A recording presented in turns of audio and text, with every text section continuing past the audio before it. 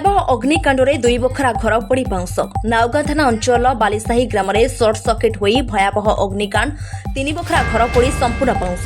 सूचना मुताबक गतकाली विलंबित रात्र समय नाउगां थाना अंचल बालीसाही ग्रामर प्रमोद कांडी और शिवप्रसाद कांडी घरे सर्ट सर्किट घटी 3 बखरा घरे निआं लागी हुतुहुतु होई जलिबाकु लागिथिला। एहाकु जानिबा परे स्थानीय पड़ोसी पाटी शुणी परिवार लोके उठी पड़ोसी सहित निआंकु आयत्त करबाकु चेष्टा करी नाउगां अग्निशम बाहिनी को सूचना देथिले।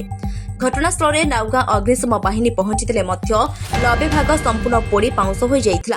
अन्यपटे प्रमोद और शिवप्रसाद संपूर्ण गरीब श्रेणी और दिन मजुरिया होइथिबा बेले प्रशासन पक्षरु सहाय्य और सहयोग पई स्थानीय लोके दाबी करिसेंती।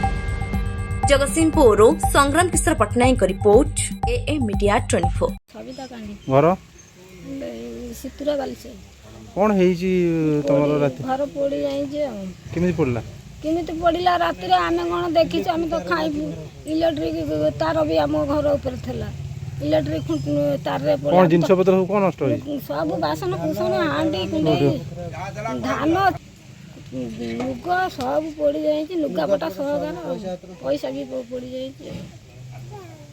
फायर वाला आस्तिले हां आइतले पानी पके निभे कर गेले कौन चाहते हां जाऊ ना हम कोन घर दबो कि कोन दबो ना कौन कहला ना शिवचरण खंडी घर नाउगां बालछे कौन किन तुम अग्निकांड घटला घर रात्रि खाई शोला बेले 12टा राति तापर घर तो इलेक्ट्रिक तार जाइला ये सब तो घर कबाड़ दे शोले शोला तो से भाई बाहर को उठला बेले घर तो जलुचे जल्ला से घर एमती जल्ला जे आउ से घर बाहर भी बाट ना आउ ए घर सब धान चाउल भाग बकरा कर सब रखीते पैसा अटाच धीरे पैसा देला अटाच बासन राशन सौदा धान सब सब जली जाए तो बाहर बाट ना आम भी सी आम भी काली रात मर जाता जदि बाहर उठी लोक न रखते तो आम भी मर जाता।